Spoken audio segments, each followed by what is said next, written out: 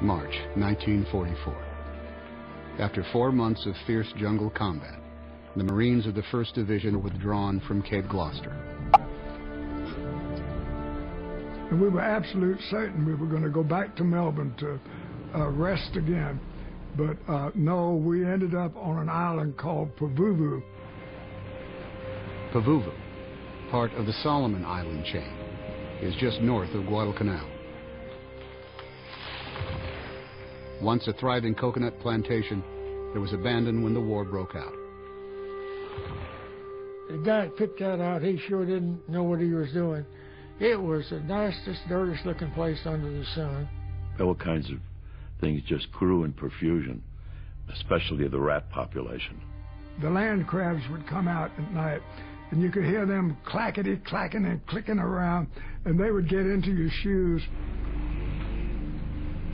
A lot of training started, and it seemed to get heavier and heavier, so you knew we were going to go somewhere into combat. In late August 1944, the 1st Division shipped out again, headed for a small coral island between Guam and the Philippines, Peleliu. Only 6 miles long and 2 miles wide, Peleliu held an airstrip that was close to the Philippine Islands. General Douglas MacArthur decided that the capture of that airstrip was critical to retaking the Philippines as a stepping stone to the invasion of the Japanese mainland. The Navy bombarded Peleliu for 3 days, and the Marines followed.